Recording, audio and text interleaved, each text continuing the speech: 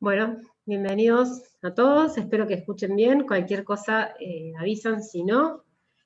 Todas, todos y todes, porque estamos intentando, como dijimos ayer, incorporar algo que venimos tratando hace un tiempo ya, que es un lenguaje más inclusivo, y de eso se trata este conversatorio que empezó en el día de ayer, el cual van a poder, digamos, ver en el canal de YouTube de Radio Heterogénea, que está todo subido, la charla que tuvimos ayer.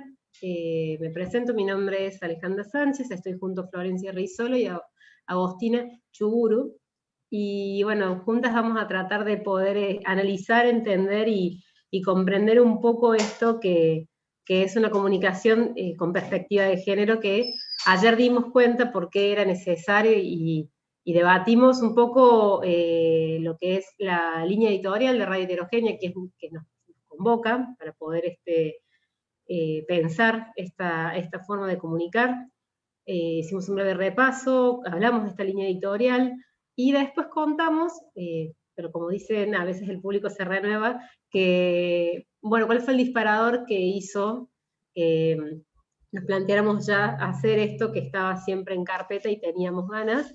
Que fue una nota que en el video de YouTube van a poder ver, que hizo Fabiana Dalpra, la periodista acá de Córdoba, oportunamente, y bueno, una frase que usó que nos llevó a pensar esto que decimos, que cómo estamos comunicando cuando emitimos noticias, y un poco la idea de este conversatorio es que las herramientas y las discusiones y los debates que se den puedan, digamos, aplicarse a todos los ámbitos de la vida, porque no es algo que solamente sea pura y exclusivamente para el periodismo. A su vez también les quiero recordar que en el canal de YouTube, donde están viendo la transmisión, pueden dejar todos los comentarios que quieran, vamos a estar atentas porque queremos que participen, queremos saber qué dudas por ahí les genera o qué comentarios quieren hacer para poder dialogar y justamente tener este conversatorio. En el día de ayer también repasamos un poco ciertas publicidades y ciertas noticias que, digamos, dan cuenta de esto que digo, que es en la no comunicación con perspectiva de género que ocurre y que todavía hoy sigue estando. También analizamos algunos términos como desahogo sexual, femicidio, feminicidio, y también lo que muchas veces vemos, ahora un poco por suerte menos, que es la palabra crimen pasional cuando se habla de noticias que involucran femicidios. Eso, bueno, es un poco lo que vimos ayer. Como dije bien, en el canal de YouTube está subido completo, así que lo pueden ver, y cualquier duda que tengan pueden comentarla en el chat, porque el día de mañana esto continúa, ya vamos a ir un poco más enfocándonos en las noticias. La idea de este conversatorio es, como dijimos bien, analizar la realidad con ejemplos, con cosas cotidianas, pero también dar herramientas de ciertas cuestiones legales que existen y nos ayudan a poder, digamos, defender estos derechos que nosotras creemos que son necesarios. Como dijo Flor Rizolo ayer, estamos intentando nosotras también poder incorporar un lenguaje más inclusivo, así que por ahí quizás no lo tenemos todavía 100% asimilado, pero estamos en ese camino, y por ahí, bueno, está bueno que ustedes también puedan iniciar ese camino. bienvenidos a todas, a todos, a todes, y ya saben, cualquier cosa se pueden comunicar a través del canal de YouTube, dejar comentarios acá en el Zoom, o en las redes sociales de Heterogéneo, del Centro Cultural, que vamos a estar viendo esos comentarios para poder mañana también traerlos a colación. Así, bienvenidos a todos.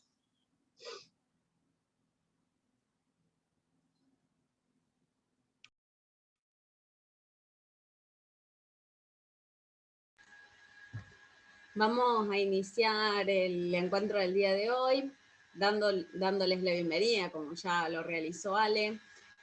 Vamos a repasar durante todos los días lo que se menciona y lo que se dice todos los días, por eso este resumen introductorio que hizo Ale. Y en este momento les vamos a invitar a hacer una actividad. Aquellas personas que tengan la posibilidad y se animen, les invitamos a que, si quieren, cierren los ojos, se pongan en una situación en la que se preste a que la imaginación se desarrolle de una manera plena. Vamos a pensar, cerrando los ojos, si se puede y si se quiere, vamos a imaginar un gran hotel. Un hotel muy grande con mucho verde, que es muy confortable y que tiene un montón de habitaciones. En una de esas habitaciones vamos a imaginar que esa habitación está llena de médicos, con sus guardapolos blancos, que están intactos, impolutos. Imaginemos otra habitación, la de al lado, la contigua a esa, en la que estaban los médicos con sus guardapolos blancos, y en esta otra habitación hay muchos futbolistas, todos con sus camisetas. Las camisetas de cada equipo, un par serán de Boca, otros serán de River, otro par de Belgrano, y claro, un par de la selección argentina. En la tercera habitación que vamos a imaginar en este gran hotel, hay varios escritores. Hay un par que están garabateando en libretitas pequeñas, otros están leyendo libros, y todos están sentados muy reconfortados en unas sillas muy cómodas. Y en la última habitación hay un grupo de científicos. Estos científicos están tratando de resolver un complicadísimo problema teórico. Ahora nuestra pregunta es, de todas estas personas que fuiste imaginando dentro de este gran hotel, ¿cuántas personas eran mujeres en tu imaginación? Y con esto pensar si es realmente el uso del masculino universal y genérico. Desde pequeñas y pequeños nos enseñan que el lenguaje es así, que el lenguaje es como te lo enseñan los libros, como está en el diccionario. Pues vamos a descubrir cómo el uso del lenguaje no es tal universal como nos presentaron, porque es realmente masculino. Y el masculino no es universal. Cuando dijimos médicos y científicos, si vamos a hablar de las palabras al 100%, cómo las escribimos, cómo las vemos, cómo las estamos leyendo, terminan en OS, y eso ya sabemos, que cuando conjugábamos las palabras en género y en número, sabíamos que esto era una palabra masculino del plural. Ya la misma lengua nos indicaba, la misma seño capaz en tercer, cuarto grado nos enseñaba esto. Cuando hablamos de futbolistas, es una palabra femenina, pero estoy segura, segurísima, que cuando mencioné los jugadores de la selección argentina, no se te ocurrió pensar la selección femenina de fútbol. Porque claro, en la televisión cuando están relatando el mundial, nadie dice el mundial masculino de fútbol. Pero cuando es el mundial femenino sí se aclara, que es el mundial femenino de fútbol. Y escritores, esta famosa E, que empezamos a usar en estos últimos años, es una palabra que podría ser escrita con E, pareciera que es una palabra inclusiva, pero no. Estoy segura que cuando yo dije, imagínate los escritores garabateando en sus libretitas, inmediatamente pensaste en escritores varones. ¿Y por qué es esto? Y porque sí, usamos un lenguaje que, como pusimos ahí, está bien acorde al patriarcado. Y cuando hablamos del patriarcado, repasamos que ayer lo vimos, no estamos hablando del machismo, de hombres versus mujeres, estamos hablando de un patriarcado que sabemos que en el mundo es un patriarcado sexista, clasista, que habla de la toma de decisiones de parte de varones cis y que tienen poder. No varones pobres, no varones homosexuales, no personas transgénero, sino varones, blancos y cisgénero. Y este es el lenguaje que nos han enseñado desde pequeñas, desde pequeños. Este lenguaje que cuando uno dice científicos que están descubriendo una teoría muy complicada y descifrándola, nos hace pensar en varones. No es inocente, para nada. No es para nada inocente cómo se presenta nuestro lenguaje y mucho menos va a ser inocente cómo nosotros vamos a tomar la posición política de hablar. Y por eso a lo largo del día de hoy vamos justamente a mencionar cómo podemos tomar estas decisiones políticas de dejar de invisibilizar a otros que no sean varones, blancos y cis, como nos lo indica el patriarcado. Y no solamente porque se nos ocurre. Hoy vamos a dar un montón de argumentos, igual que los dimos ayer, igual que los vamos a dar mañana, argumentos para que vos tomes esa decisión política, para que tengas ganas de decir, hoy voy a empezar con este pequeño tip que conversamos con las chicas. Vamos a ir hilvanando realmente tips, recomendaciones reales que podés poner en práctica a partir de hoy mismo. Y también en tus espacios, ya sea que trabajes en medios, que es la base sobre la que fundamos este taller, porque nos convoca Red Heterogénea, pero si trabajas en Agos es abogada y también le convoca el tema. Si trabajas de docente, si sos médica, médico, en cualquier ámbito que trabajes, desarrolladora de contenidos, ¿por qué no? Porque escribir para las personas tiene que tener una decisión política en el medio. Y si tenés clientes, porque tu trabajo es comercial, ya vas a ver que también es importante que empecemos a pensar con el chip puesto en un lenguaje más inclusivo. ¿Agos? Bueno, buenas tardes.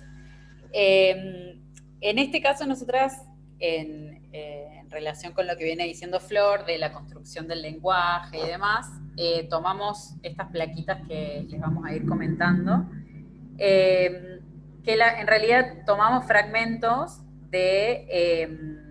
ay, perdón que se me acaba de cerrar la pantalla.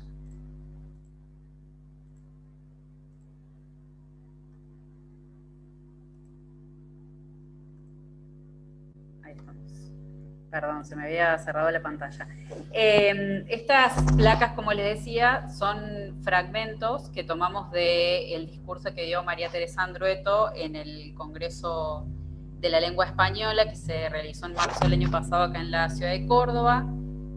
Antes de empezar a leerles un poco estos fragmentos, quería comentarles, para quienes no sepan, de ella, que María Teresa Andrueto es una escritora cordobesa, reconocida internacionalmente, muy prestigiosa, y ella cerró este Congreso de la Lengua Española el año pasado con un discurso, ya vamos a ver ahora, pero bien crítico, digamos, sobre todo, más allá de las críticas en general que puede haber hecho, o el reconocimiento a las diferentes lenguas nativas que se han ido eliminando a lo largo del tiempo.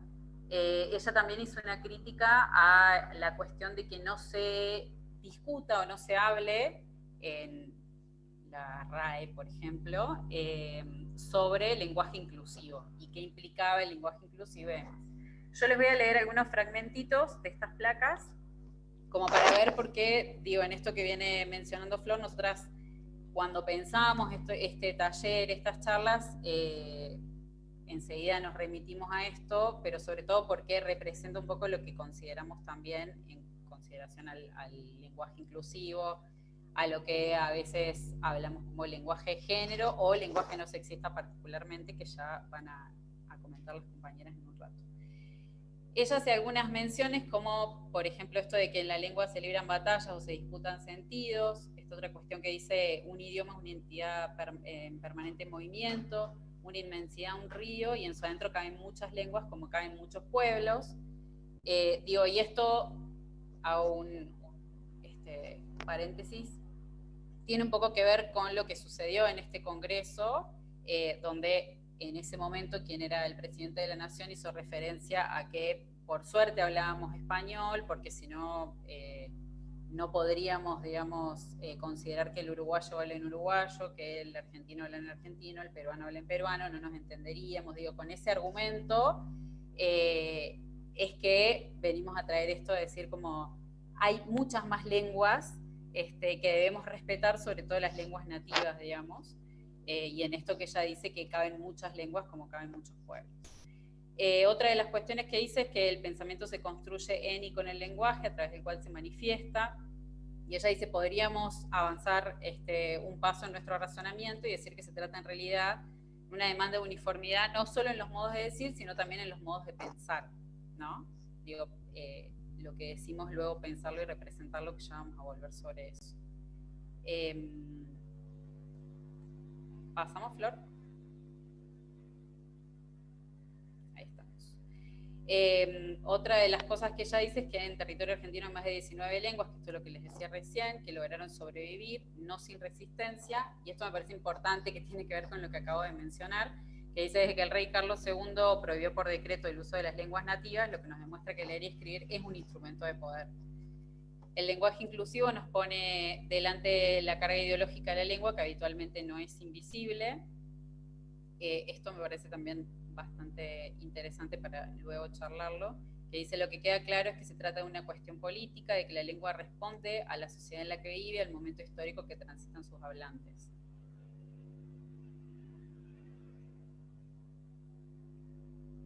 Y por último, estas últimas frasitas que dice, el espíritu de una época se define por su lengua, entre lo personal y lo político, ahí estamos. Entre lo personal y lo político, lo privado y lo público, lo individual y lo colectivo, crece esta lengua nuestra, quiere decir que está integrada de un montón de cuestiones, y que cada palabra es el resultado de una historia y de representaciones, que cada lengua tiene su forma de inventar, inventariar, de escribir, concebir y comprender. Esto me parece importante también porque digo, vemos cómo a lo largo de la historia, por un montón de sucesos, digamos, vamos modificando nuestra forma de hablar, vamos construyendo este lenguaje y en base a eso nos vamos representando otras cuestiones. Ya en un rato vamos a retomar esto, pero nos pareció importante traerle estas placas. Y bueno, si alguien no conoce a María Teresa Andrueto, les invito a leerla porque es muy interesante.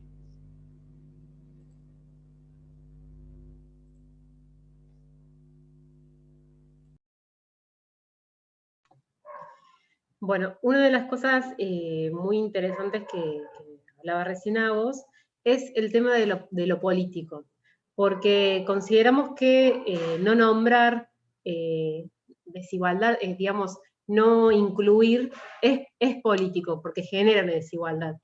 Entonces, entendemos que últimamente a todos y a todas les debe haber ocurrido que cuando intentan comunicar en lenguaje inclusivo, generalmente hay un rechazo en redes sociales o con amistades, en grupos y demás, porque es como si estuvieras hablando en algo, mala palabra, digamos, porque se ha generado a través de los medios y en distintos lugares como la idea de que el lenguaje inclusivo es negativo porque la RAE no lo estaría aceptando. Pero bueno, ¿quién es la RAE? ¿Quién es la Real Academia, la Real Academia Española? Digamos, es una institución que no necesitamos la bendición burocrática para poder hablar el lenguaje inclusivo, pero si aceptara el mismo, permitiría, ayudaría al ingreso del lenguaje inclusivo en ciertas instituciones como facultades, escuelas, porque estaría, digamos, avalándolo, entonces no sería lo mismo hablar el lenguaje inclusivo para quizás muchas personas que lo ponen como excusa, cuando en realidad sabemos que es no querer incluir, como bien lo dice en la palabra. La RAE, que hace poquito hacemos mención de que había publicado un tuit con la palabra ella, se ve mucha polémica porque se arrepintieron, y en lugar de documentar los avances de del lenguaje, en lugar de tomar esa posición, la red simplemente está rechazando o no incluyendo a todas las personas que no se consideran justamente encontradas en esta forma de nombrar binaria, todas o todos. Quedan relegados. Y como sabemos, lo que no se nombra muchas veces parece que no existiera. El lenguaje inclusivo quiere no ser sexista, no clasista, no racista, no capacitista. Y, por ejemplo, si hablamos de clasista, es un poco lo que dijimos ayer. No hay problemas para decir la palabra presidenta, pero no hay problemas para decir sirvienta. Es racista cuando, por ejemplo, decimos un trabajo en negro, porque estamos asignando algo positivo o negativo a colores, digamos, de manera racista. No capacitista, Flor ya lo va a desarrollar un poco más. Esto sería un poco, digamos, lo que vemos en los usos. Hay muchísimos ejemplos, pero es muy común que pase esto, sobre todo hoy en día, con cómo se desarrollan las redes sociales con este tipo de palabras. El lenguaje inclusivo, si pasamos a ver a la otra pantalla, el significado de las palabras es público y es reflejo de nuestro modo de vida, de nuestros vínculos sociales. Usando el lenguaje podemos herir, podemos amar, incluir o excluir. Hay muchas personas que no se sienten abrazadas, no se sienten interpretadas, interpeladas con una comunicación binaria, que se sienten excluidos, pero hay un sector muy joven, muy urbano, que ya lo ha adaptado, digamos, es posible pensar un lenguaje inclusivo. El resto, digamos, son excusas de un miedo digamos, a no avanzar, o una decisión de excluir, como dijimos antes, digamos, es política, es político no incluir cuando hablamos, porque estamos invisibilizando. Repensar la forma en que escribimos, repensar la forma, es de construirnos, ¿sí?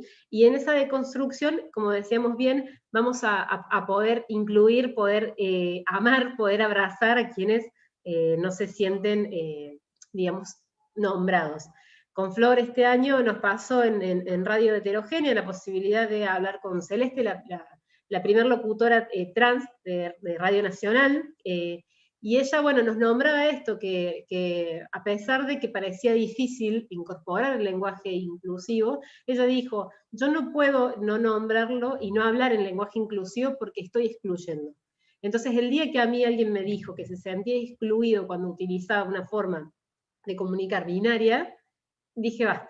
Entonces creo que tenemos el poder, como dice ahí la placa, podemos dar batalla y combatir esta desigualdad por sobre todas las cosas, romper con este paradigma patriarcal que invisibiliza, que discrimina, que no incluye y que genera esta exclusión y esta invisibilización de la diversidad, que es un poco lo que sabemos que nos hace únicos, nuestra diversidad.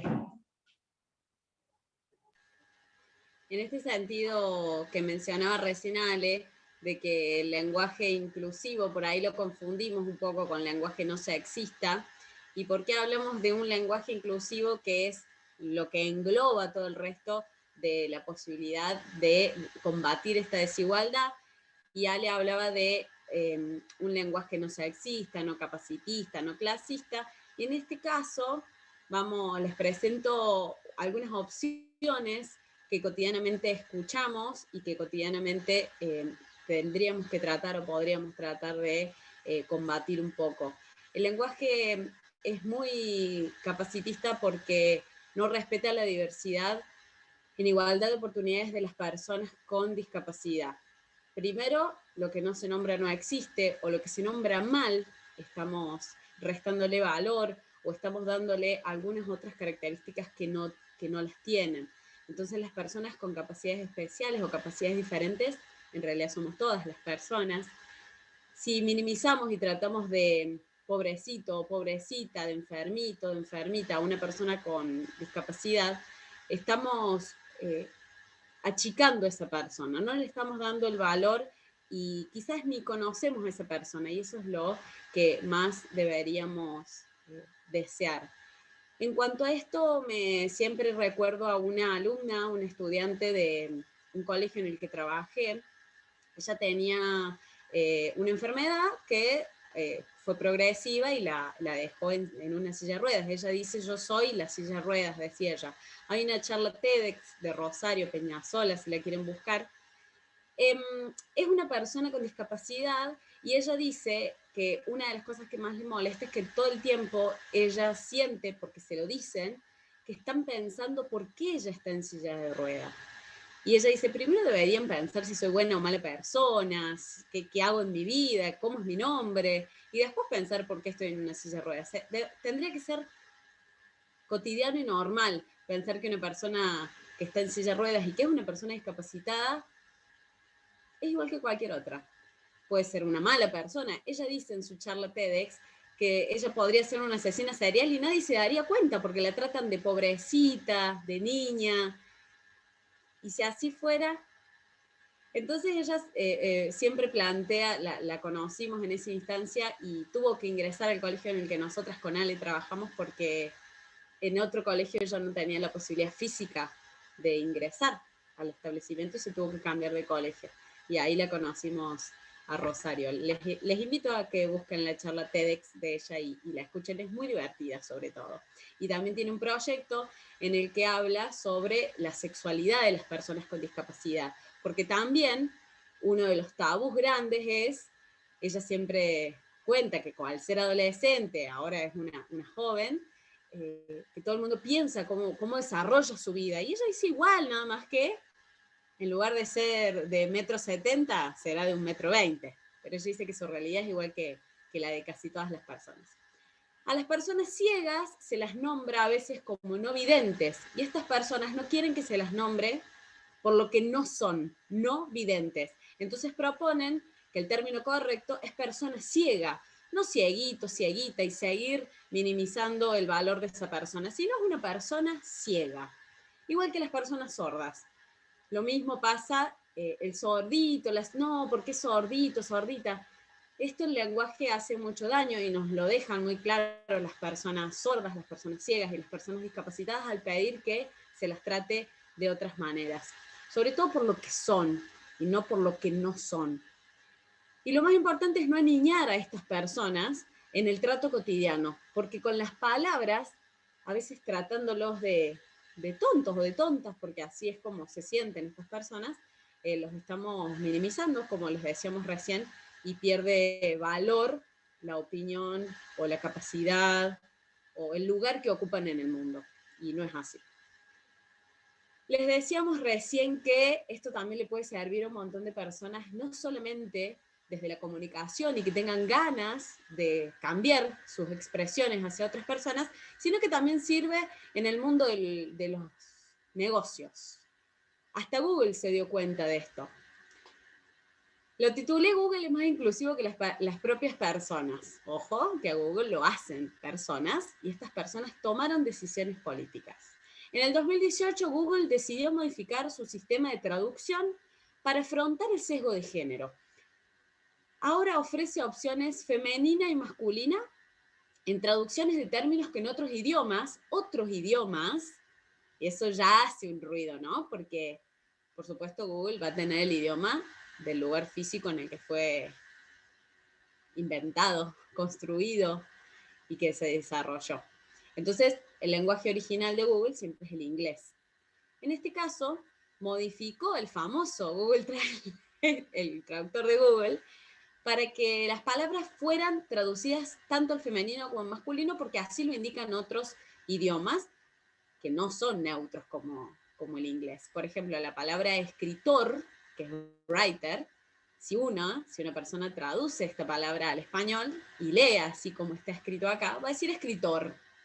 Pues hasta Google mismo, si vos vas a buscar esa opción, te va a poner escritor y escritora.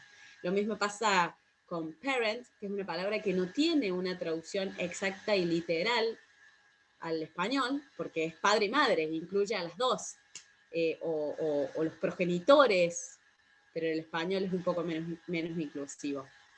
Doctor, que traducido literal, también es doctora. Nurse, que era un gran debate y fue una de las primeras palabras que se empezó a difundir cuando esto en el 2018 sucedió. Estamos hablando del 2018, ¿no? No es que está tan avanzado Google tampoco.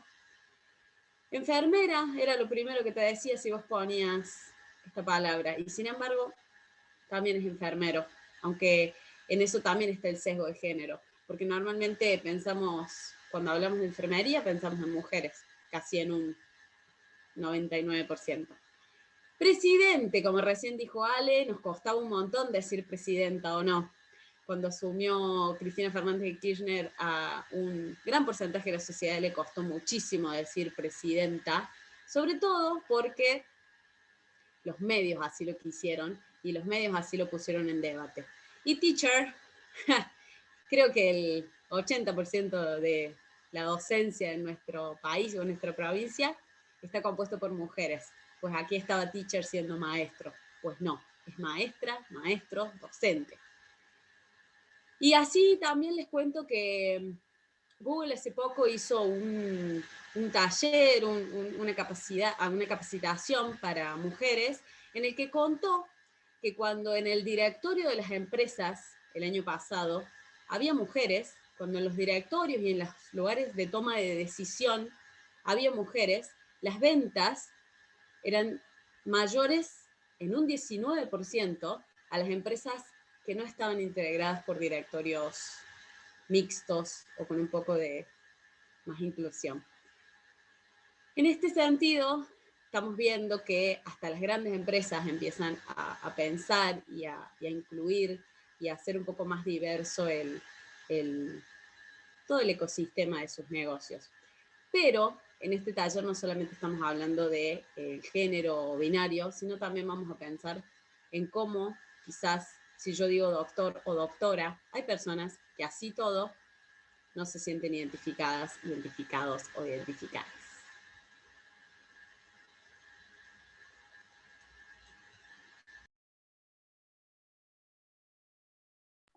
Bien, lenguaje no sexista, digamos, podemos pensar en recursos que da la lengua cotidiana, formas de nombrar, tratando de hacerlo lo menos excluyente posible, eliminar el uso de los artículos para poder incluir un poco más. Son, digamos, formas para pensar, esta placa habla un poco de formas para pensar cómo comunicarnos en la diaria, digamos.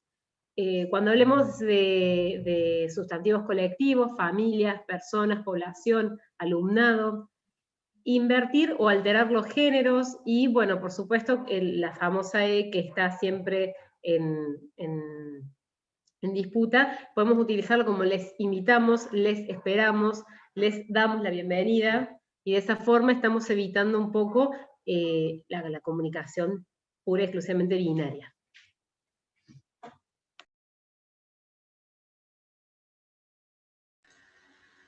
Hablamos recién que el lenguaje, bueno, el título está como lenguaje no sexista, pero en realidad en este caso voy a hablar del lenguaje no inclusivo.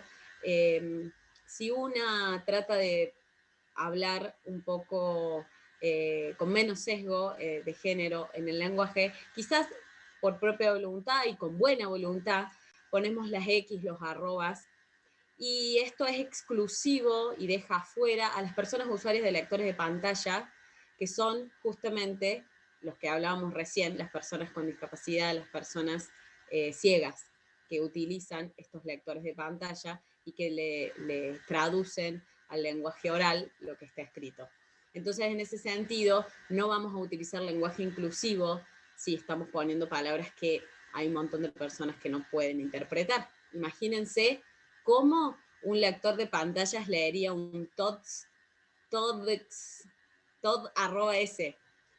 Por eso hay muchas otras opciones que es las que estamos brindando para que podamos incluir a más personas. Y también la oralidad. Nos pasó algunas veces recibir gacetillas de prensa, de eventos culturales que utilizaban la X y el arroba, inmediatamente, porque nuestra mente así lo dispone y porque no la tenemos tan entrenada, lo transforma en O.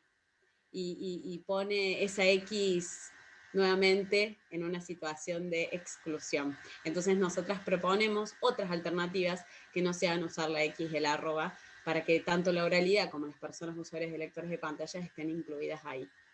Evitar ponerle género a las profesiones, que es lo que veíamos recién, a las acciones, a las actitudes. Esto que venimos viendo desde ayer, que la presidenta Cristina era una buena ama de casa, pero qué complicado que era decirle presidenta. Las profesiones marcan mucho porque es raro escuchar amo de casa. Tendremos que tratar de encontrar palabras que incluyan a más personas, porque existen. Las acciones también, veíamos ayer, la belleza, tener una figura determinada, actitudes masculinas, femeninas. Ahora, por suerte, no se usa tanto, pero antes se usaba mucho mencionar a las personas, a los gays o a las lesbianas con un montón de actitudes particulares, específicas, que no están buenas, por supuesto, y también hacen a un género inclusivo, a un lenguaje inclusivo. Repetimos siempre, no estamos solamente pensando en la división binaria del lenguaje, sino también tratar de eliminar todos los sesgos que el patriarcado ha dejado y pretende seguir dejando en nuestro lenguaje. Por eso invitamos a la reflexión constante, y es difícil, es más, yo en este momento hablando también intento todo el tiempo repensar las palabras que uso justamente para incluir a más personas. Es un trabajo cotidiano, como lo decíamos en un principio, pero es una decisión política. Y también pensar en las imágenes, en los símbolos, porque también forman parte del lenguaje, también forman parte de la construcción que hacemos de las personas en redes sociales. Por ejemplo, si gestionamos redes sociales, ahora los community managers, todas las empresas y los emprendimientos que tienen sus páginas web o sus Instagrams, también qué símbolos ponemos cuando hablamos del Día de la Mujer. Empezamos el Feliz Día de la Mujer con una flor, empezamos el Día de la Mujer con un bracito levantado. Todos los símbolos que nosotras vamos a utilizar cuando estamos comunicando, todas las imágenes, la composición general del lenguaje, la tenemos que tener en cuenta cuando vamos a comunicarnos. Como decía, no solamente el lenguaje oral. Y estos últimos tips, justamente para hablar sin rodeos y bien claro, como pusimos acá, cuando estás por decir bienvenidos, les damos la bienvenida. Son un par de palabras más, ocupa un poco más de espacio, de tiempo, pero ¿qué es el tiempo? Los trabajadores, podemos decir quienes trabajan, o la opción de sacar el artículo que decía Ale, los investigadores del CONICET. No hace falta decir los. Sinceramente no hace falta, y se entiende lo mismo. Investigadores del CONICET. Es más, ahí podríamos decir investigadoras, pero digo, es un trabajo lento, vamos de a poco. Pequeños tips que hacen a que después podamos construir un lenguaje que incluya más personas. Nosotros queremos. ¿Para qué le ponemos el nosotros? Si somos mujeres, somos nosotras. Queremos. Los padres del colegio, esta alternancia que mencionaba Ale, de decir madres y padres, no siempre bienvenidos todos y todas, porque ya sabemos que ese bienvenido está en masculino y primero está el todos y es lo que nos queda. Podemos empezar a jugar con eso. Yo les cuento siempre a las personas que me conocen que cuando daba clases en la escuela primaria y tenía que saludar los viernes, que nos estábamos yendo hasta el lunes, la persona que siempre saludaba nos pedía a los distintos profes o a los profes que estábamos ahí que saludáramos para no ser siempre ella. Pues yo era la única persona que decía hasta el lunes chicas y chicos, y todo el mundo se reía, por supuesto, pero lo importante es que nadie se olvidó, y un montón de personas se acuerdan de que eso sucedió. Y en esos pequeños cambios que parecen tontos, porque hay un montón de gente que dice, no vas a salvar a una mujer de la muerte por decir todas, todes, o todas y todos. Pasa que lo que no se dice no se nombra, y estamos ya acostumbrados y hemos naturalizado el lenguaje patriarcal. Insisto, el patriarcado le conviene, quiere que esto siga así, pero es nuestra decisión política empezar a nombrarnos, empezar a hablar de otra manera, y no cuesta nada, y eso es lo que más ruido nos hace.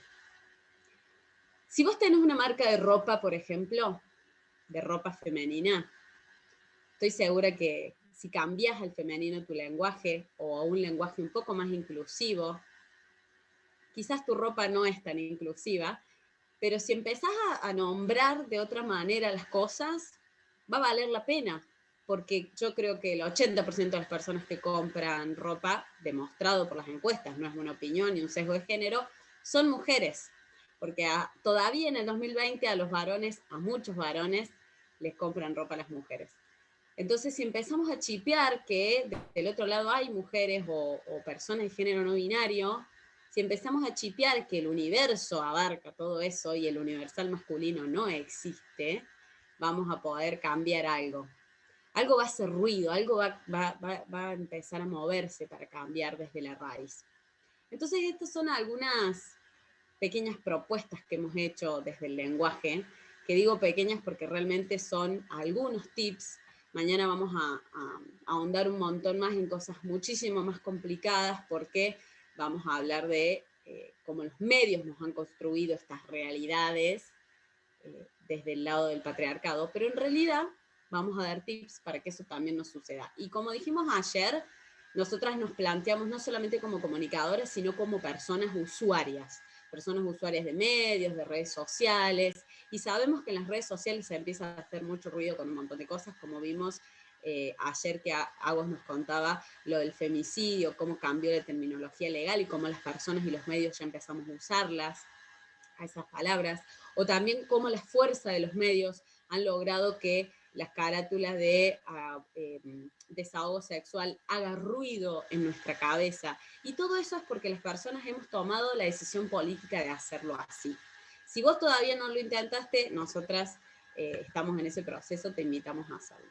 Y ahora vamos a escuchar Lagos, que tiene un montón de data que es desde su lado de las leyes, y que es riquísimo, y quisimos justamente que esté Agos también acá porque nos parece que esto no son opiniones, estas charlas no están dadas desde el lugar de la opinión o desde el ruido y desde el malestar que nos produce por ahí un montón de situaciones de desigualdad, sino que tienen todo su fundamento. Agos. Estamos, gracias. Bien, en esto, si querés poner la placa, Flor, solamente a modo de que quede la imagen, digamos, pero en esto que decía Flor, que empezamos a charlar sobre el lenguaje y cómo se construye, y sobre todo esto de que lo que nombramos existe y lo que no se nombra, no. Se me ocurrió pensar en estas leyes que ustedes están viendo en pantalla, creo, sí. ¿Y por qué, digamos? Primero porque son leyes que me parecen fundamental, sobre todo el momento de comunicar, digo, porque en realidad cuando pensamos este taller pensamos en hablar sobre cómo se comunica, pero también lo que dice Flor, esto de cómo las audiencias empezamos a ser activas, digamos, o la posibilidad que tenemos de las audiencias de ser activas, entonces empezar a reclamar. Digo, y en esto de ida y vuelta, al momento de comunicar es fundamental conocer y entender el contenido de estas legislaciones, porque hoy estamos hablando de, por ejemplo, Ley Micaela, que ahora vamos a entrar sobre eso, tiene que ver un poco con esto que leíamos hace un rato de María Teresa Andreto, que decía que la lengua responde a la sociedad en la que vive, que es una cuestión política, una decisión política. Y en relación a esto, y ya entrando a la cuestión de la Ley Micaela, ¿por qué traigo esta ley? Primero porque es una ley que hoy está en boca de todos, por suerte, porque digo, el mismo sistema está empezando a generar formaciones y demás, que es lo que ella plantea, que ya vamos a contar un poquito, pero digo, hoy es nombrada por un montón de instituciones, por los medios, digo, en los medios giró mucho. Entonces digo, ¿quién era Micaela? Les voy a contar muy rápidamente, pero para que se entienda de dónde viene esta ley o por qué se crea esta ley. Micaela García era una estudiante universitaria de Entre Ríos. Ella sufrió una situación de abuso sexual primero y femicidio por parte de Sebastián Wagner. Esta persona, Wagner, estaba condenado por 2 abusos sexuales anteriores, estaba cumpliendo su condena Les cuento rápido como para no entrar mucho en detalle en el caso, digamos, pero él estaba cumpliendo su condena, el juez de ejecución que llevaba su causa decidió darle libertad condicional, desoyendo incluso el perito de su propio juzgado, al equipo técnico de la cárcel donde esta persona estaba cumpliendo su condena, al dictamen del propio fiscal que decía que no recomendaba que esta persona saliera en libertad. Una de las cosas que menciona, que se menciona dentro de estos informes que este juez desoyó, es que decía que tenía poca adhesión al daño causado, que también en cuanto a lo referido a la libertad sexual de terceros es como que no comprendía, digamos. Entonces, digo, había un montón de indicios, más allá de la situación de este juez o no, digo que no viene al caso, pero ¿por qué les comento esto? Porque en base a la situación de que el juez le dé la libertad condicional, esta persona sale en libertad condicional y creo que fue en el mismo día o al otro día, ataca a Micaela, abusa de ella y la mata. ¿Qué sucede? Luego de esta situación, lo que se preparó fue un proyecto de ley, que es el que hoy se llama Ley Micaela, digo, luego se convirtió en ley, pero este proyecto lo que proponía, y lo que la ley propone, es justamente esto, que los funcionarios, en este caso fue un funcionario judicial, digamos, pero lo que propone esta ley es que funcionarios de los 3 poderes del Estado, funcionarios, trabajadores, funcionarias, se formen en género y violencia hacia la mujer, violencia de género, digamos.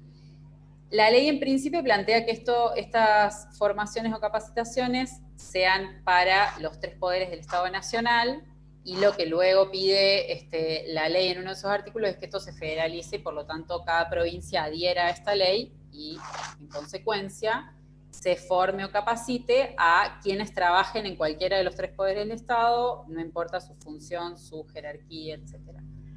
Esto, por supuesto que las provincias adhirieron. La última fue hace muy poco, si no recuerdo mal, Tucumán o Jujuy. Una de las dos es la última que adhirió hace muy poco por el reclamo, sobre todo del movimiento de mujeres, como todo lo que tiene que ver con estas legislaciones, digamos que por el reclamo del movimiento de mujeres es que se terminan generando estas cuestiones, como charlamos un poquito ayer.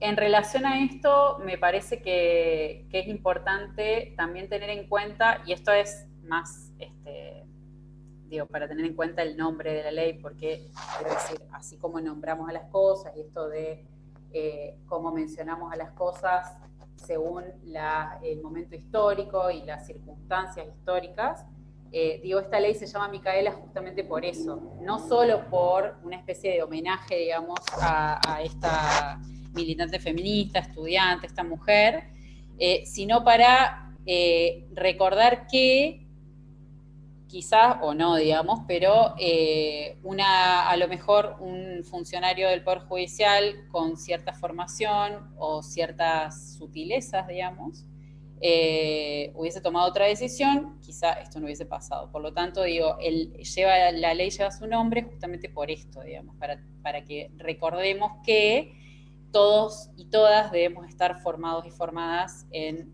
género, sobre todo, incorporar, lo que decíamos ayer también, incorporar la perspectiva de género.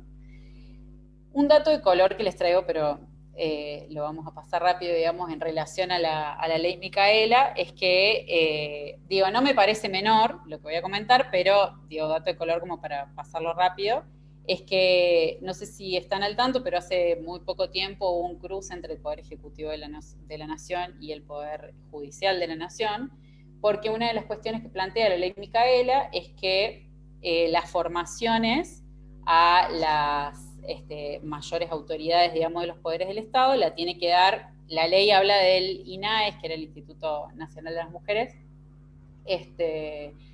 pero ya desapareció al crearse el Ministerio de las Mujeres, Géneros y Diversidad.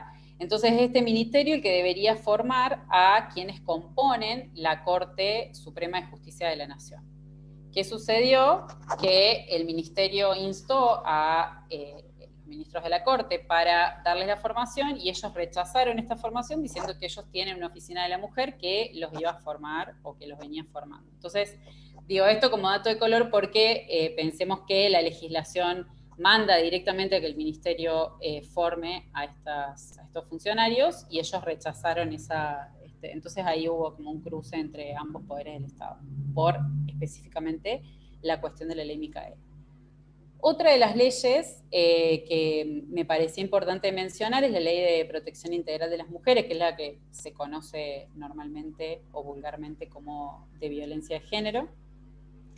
Esta ley se creó en el año 2009, tuvo 2 modificaciones, se modificó por 2 leyes, digamos, en el año 2019, agregando algunas situaciones, digamos, porque en esto de que vamos construyendo con el paso del tiempo, así como en el 2009 algunas situaciones las considerábamos tipos o modalidades de violencia, eso obviamente con el paso del tiempo vamos reconociendo otras como tales, por lo tanto se agregaron 10 años después.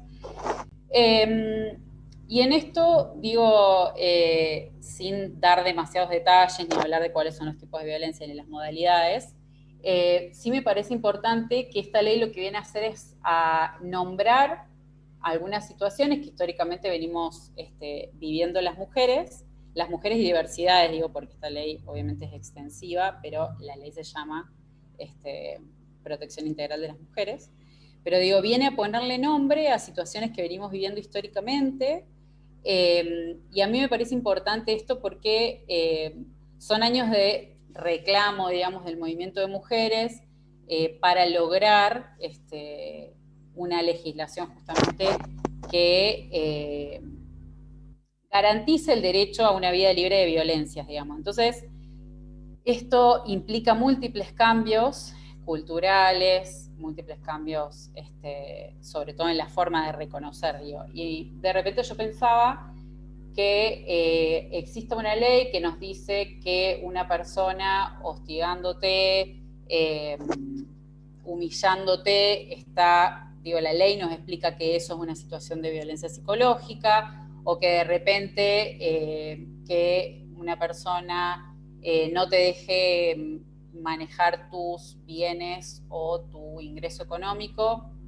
es una situación de violencia económica, o que tengas una limitación o te impidan o obstaculicen tu participación política, por ejemplo, eso es una situación de violencia política. Entonces digo, tenemos una ley que nos está no solo garantizando, y de vuelta, digo, que una ley lo garantice no implica que de un día para el otro esto va a dejar de suceder, pero digo, hay una ley que nos está diciendo, esta situación que vos vivís prácticamente todos los días, o que todas las mujeres en algún momento las pasamos, es una situación de violencia, por lo tanto, ponerle un nombre implica comprenderla, conocerla implica reconocerse en esa situación, y por lo tanto, que una ley nos garantice y nos diga que eso es una situación de violencia, nos permite denunciar, por ejemplo, ese hecho, ¿no? Entonces digo, me parece importante en esto de nombrar para poder reconocer, digo, un poco esto que decía María Teresa Andrueto, nombrar y reconocer algunas situaciones para poder comprenderlas y luego, digo, en el caso de esta legislación, poder reclamar por la garantización de nuestros derechos, en particular de vivir una vida libre de violencias. Y la última ley que les traigo, les quiero mencionar, es la ley de protección, la ley de identidad de género. Esta ley de identidad de género me parece algunas cuestiones, sobre todo en esto de cómo nombrar y cómo reconocer, digamos que, digo, lo que hace esta ley es, primero, decirnos qué es la identidad de género, por lo tanto, ponerle un nombre o significar esto que durante siempre, históricamente, muchas personas han sentido de una manera y se las ha discriminado, violentado, criminalizado, asesinado, digo, por sentir de esa manera, por querer expresarse de una manera diferente a la normalidad, si se quiere, ¿no? Digo, a lo que se llama normalidad. Entonces, digo, la existencia de esta legislación no, como dije recién, no hace que estas discriminaciones, violencias dejen de existir, pero sí hace que podamos, poniéndole un nombre, reconocer que existen derechos, pedir que se garanticen o reclamar su garantización ante la justicia, y con eso intentar que no se vulneren esos derechos. Entonces digo, con la existencia de esta ley también se viene a romper con el binomio que las chicas mencionaban hace un rato a la hora del lenguaje no sexista, digamos, también digo, lo traemos para acá y se rompe con este binomio varón-mujer, digamos, y de repente nos viene a mostrar que hay diversas identidades y no solo esas dos como conocemos culturalmente, digamos. También en esta ley, que no voy a entrar en este tema particular, pero esta ley es la que nos detalla cómo es el procedimiento de rectificación registral, que significa esto, cambiar el nombre de manera formal en nuestro DNI. Digamos que esto tiene que ver con el reconocimiento de esta identidad autopercibida, digamos, un reconocimiento formal. No vamos a entrar en eso, pero el procedimiento es muy simple, no hace falta ni demasiado trámite, ni burocráticamente, digamos, no implica demasiado. Pero sí lo que quiero ir es a un artículo en particular de esta ley, que es el artículo 12, que es el que nos habla del trato digno. Y, aunque parezca una locura, digamos, digo una locura porque es una ley que nos está hablando de trato digno a las personas, digamos, ¿no? Nos está indicando cómo tratar de manera digna a una persona, año 2020, digamos, pero bueno, evidentemente los cambios culturales no están haciendo efecto todavía, pero digo, traigo este artículo porque plantea, nos habla en esto del trato digno, nos habla del respeto a la identidad de género adoptada por las personas, que utilicen, y esto digo, recién yo mencioné que esta ley nos trae el procedimiento de rectificación registral, pero este artículo nos hace referencia a la persona que no se haya cambiado, no importa por qué, no se cambió el nombre en su DNI. Entonces lo que nos dice el artículo es cómo tratar a esas personas cuyo nombre de pila no coincide, nombre de pila autopercibido y elegido por esa persona, no coincide con el que está registrado en su documento nacional de identidad. Entonces este artículo nos dice, bueno, si una persona no tiene registrado el nombre elegido, sí tiene la posibilidad y el derecho que se lo viene a dar este artículo de la ley de que se la mencione en cualquier gestión, trámite, servicio, sea público, sea privado, que se la mencione con el nombre de pila que la persona elige.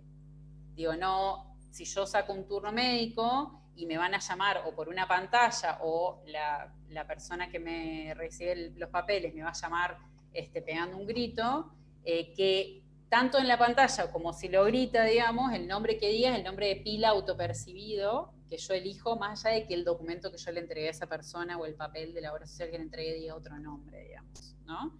Entonces, digo, hay como algunas estrategias para realizar esto, que es, de repente, si yo quiero inscribirme en algún lugar donde me piden mi DNI, la posibilidad es poner, digo, a elección de la persona, poner el nombre de pila elegido, poner la inicial del nombre que aparece en el documento, y sí, apellido completo, fecha de nacimiento completa, el número de DNI, digo, cuestiones que no se van a modificar, pero sí esta estrategia de poner el nombre de pila completo y la inicial del nombre que aparece en el DNI, digo, para que tenga una concordancia.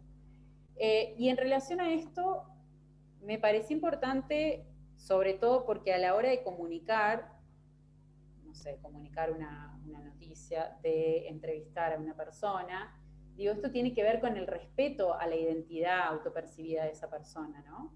Porque de repente hay una palabra que a mí siempre me gira en la cabeza cuando hablamos de estos temas, y que la he escuchado muchas veces en los medios también, que es la palabra tolerancia, ¿no? Entonces digo, esto es una cuestión de respeto a las personas, digo, en este caso estamos hablando de la ley de identidad de género, que justamente hubo que crearla para que se respete a ciertas personas a las que no se respetaba.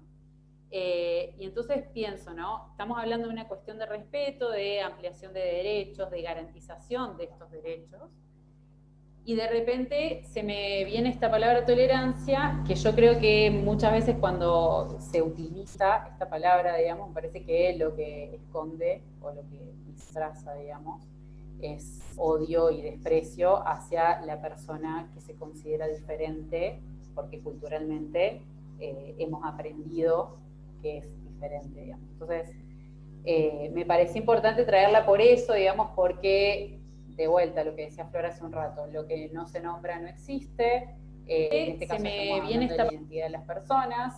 Si yo me autopercibo con otra identidad y me nombras con otro nombre que no es con el que yo me siento cómoda o identificada, de repente esto me estás invisibilizando, digamos, ¿no? Entonces, digo, me parece importante tener en cuenta esto. Y justamente hoy, de casualidad, digamos, encontré una noticia en Twitter que me pareció importante, que es que, no sé desde qué fecha empieza a regir, digamos, pero la UBA, la Universidad de Buenos Aires, dictó una reglamentación hace muy poco, por lo que decía la nota, pero no estaba la fecha exacta, donde determina que de ahora en adelante la expedición de los títulos universitarios, ya sea de grado o posgrado, en el título, digamos, va a aparecer la identidad, el nombre de pila autopercibido, si es que no coincide con el DNI, digamos, ¿no? Porque obviamente si es que coincide con el DNI no hay mucho más para decir, pero en el caso de que la persona no haya hecho rectificación registral, de ahora en adelante va a aparecer el nombre de pila que la persona haya elegido. Y otra cuestión que plantea la reglamentación, que me pareció también importante, es que si yo me recibí en la UBA hace 5 años y de repente hoy decidí, o bueno, obviamente que si rectifiqué mi documento lo tienen que modificar, pero si de repente yo hoy me autopercibo con otro nombre de pila, pero no hice la rectificación registral, puedo ir a la universidad a solicitar que se me modifique mi título expedido por ellos, con el nombre de pila con el que yo me autopercibo. Me pareció interesante traer esa nota porque es, por lo que vi, la referencia, digo, la resolución es de fecha 2020, por lo tanto es de este año, pero no estaba la fecha exacta, pero me pareció importante compartírselas porque justo tenía que ver, digo, con esto que yo había pensado en comentarles de este artículo 12 que habla del trato digno a las personas. Y bueno, nada más, les libero de leyes.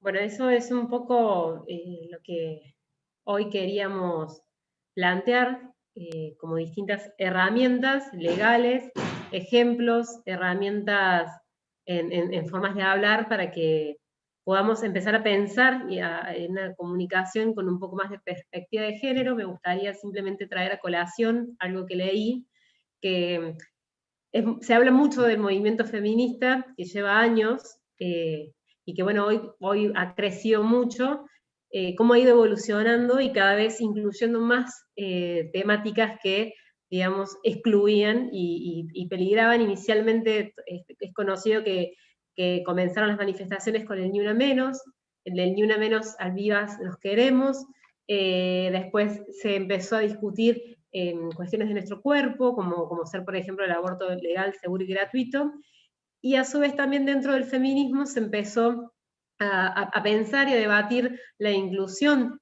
de mujeres trans, de diversidades, y también el tema de, bueno, el lenguaje inclusivo.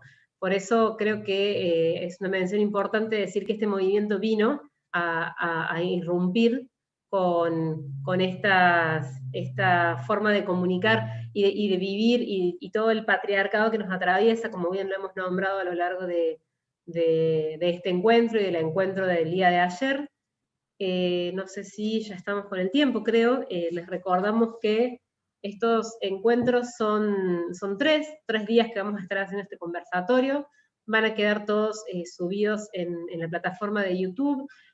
Está compartido también en el Facebook de Radio Heterogénea, del Centro Cultural España Córdoba, a quienes volvemos a agradecer porque nos plantearon, primero que nada, nos dieron el lugar para poder discutir estas cuestiones que hacen a la diaria, y a su vez también nos pidieron digamos, que podamos compartir todo el conocimiento que Agostina tiene desde la cuestión legal y con Flor por ahí de la cuestión más de la comunicación. Por eso en el día de ayer, hicimos un breve repaso de la línea editorial de Radio Heterogénea, una radio que, como dijimos, en su experiencia siempre trató de ser inclusiva, y ha tenido un trayecto bastante importante. Les invitamos a todos a que escuchen la programación de Radio Heterogénea, que en este año, a pesar de todos los problemas y las complicaciones, ha continuado produciendo y dando voces a muchos y a muchas, a muchos. Después, bueno, como hoy tratamos un poco del lenguaje con perspectiva inclusiva, y además de dar algunos tips, también explicamos que no es una cuestión de un capricho, de un movimiento que insisten y como está, hay un chiste de Manera Pichot que dice, yo no sé quién es Patricia Arcado y por qué joden tanto con ella, pero es real, el patriarcado nos atraviesa, y hoy por hoy necesitamos romper con ciertas estructuras y paradigmas que excluyen. Entonces, no es un capricho, hay leyes que dan cuenta de esta necesidad, y también nos ayudan a poder sentirnos incluidas.